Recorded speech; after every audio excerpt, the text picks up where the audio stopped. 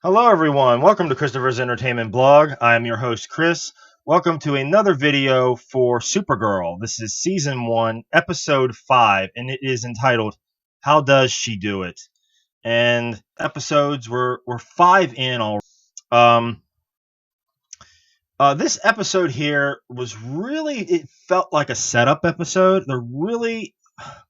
There was stuff going on, but it just didn't seem like there wasn't anything going on, if you can say that. I mean, it seemed like it was two different things happening. I mean, you have the title is appropriate though. How does she do it? Which means, how does she juggle all this stuff? I think she asked Kat eventually in the show, how do you do it? How do you juggle all this stuff? And then Kat goes on, saying that because you learn to, you have to, you know. So, but I actually liked the episode. I liked it.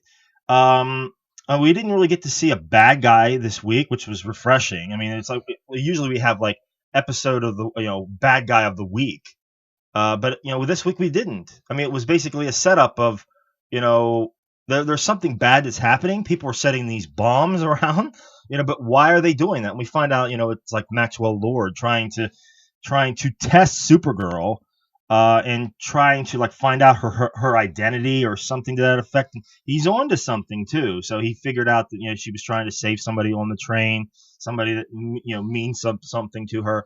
So I mean, he's a sneaky guy, Maxwell Lord. So he's after to find out her identity. I mean, what reason will that serve him? I mean, I don't know what possible reason that's going to what will that will be for him later down the line. I mean, what will it serve him? I mean, I don't know. Um, so I mean, he's after an agenda there, to hold something above Supergirl's head to say, I know who your identity is. If you don't do this or that or whatever, I'm going to tell the world or something. So, but so overall, I mean, I really did enjoy the episode. I mean, it was interesting, seeing, we've seen stuff with Henshaw again with the red eyes. You see, and we find out that he has super strength. I mean, that is very fascinating to me. That okay, this man actually has super strength. So, I mean, but we still really don't have any idea what what who he is or what his agenda is. We can obviously see that his eyes glow red. He has super strength. He disabled that bomb like it was nothing, and then said it was a dud. I mean, Alex knows something up.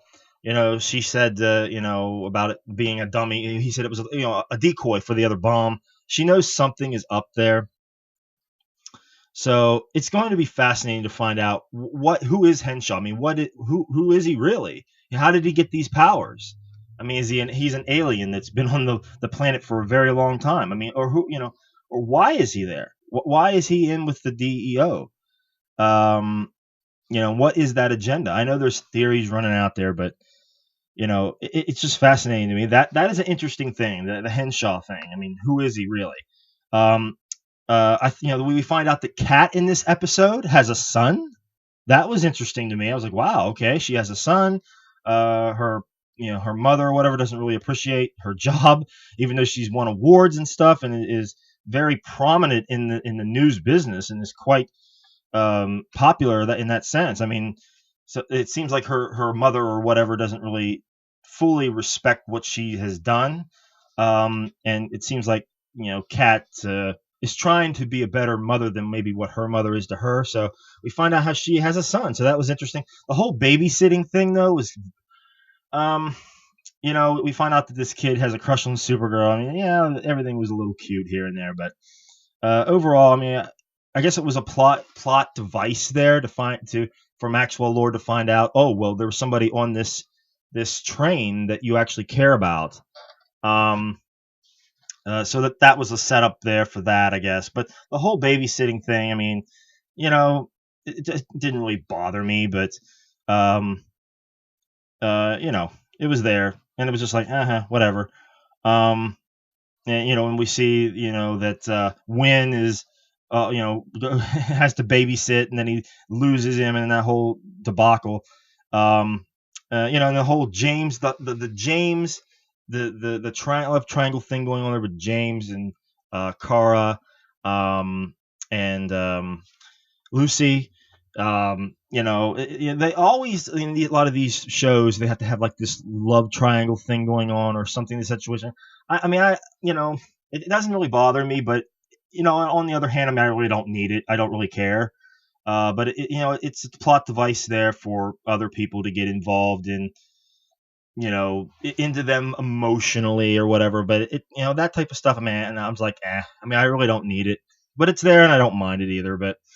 Um, but you see, Kara helping out James and Lucy and getting them back together, and actually trying to be a good friend there. So we see that. Um, and we see that Kara is a great person. She's great. Instead of putting herself and swooping in and taking James, and telling him how she feels, she stepped back and she's a good friend and she helps out Lucy and James get back together. So there's that. But like I said, it didn't really bother me. But I don't really need it either. But it's there. So and like I said, I mean, the whole Maxwell Lord thing. I mean, the guy is slick. He's shady. He's creepy, and he's after something. And he's going to be that wild card throughout the season. We have our main bad, which is uh, Supergirl's aunt. So we'll see more of her down the line. There might be another big bad there behind the scenes that we haven't seen yet. I mean, we still got a lot of episodes to go here. But Maxwell Lord's going to be someone that's going to be like a wild card. It's going to be that thorn in the side the whole season, I think, or most of it anyway. So, but yeah, guys. I mean, there wasn't really a lot going on. I mean, the whole bomb situation where she was split in two and she was going after the bombs, that was kind of exciting. The whole train thing, her trying to figure out what this all was about, why that guy killed her. So then she finds out, it was all like a test anyway by Maxwell Lord. So, like I said, the guy's shady. So, yeah, there we go, guys. I mean, not much happening in this episode. I did enjoy it, but it was one of those like setup filler type episodes, it felt to me anyway. Um, but overall, not too bad. I mean, it was entertaining throughout and I didn't mind it. But it was one of those episodes. I liked last week's a lot better. I really did. The whole, that last week with Livewire, I really enjoyed that one. It was a lot better last week. But this week was like, okay, set up filler episode. Hopefully next week we can get something even a little better and step it up a little bit more. But anyway, guys, that will do it for me for this week. If there was anything I might have missed, please write in the comments below. Also, please give a like, please share, all that good stuff. I really appreciate it. That'll do it for me for this week, guys. I am Chris for Christopher's Entertainment Blog. Thanks a lot, guys. Take it easy.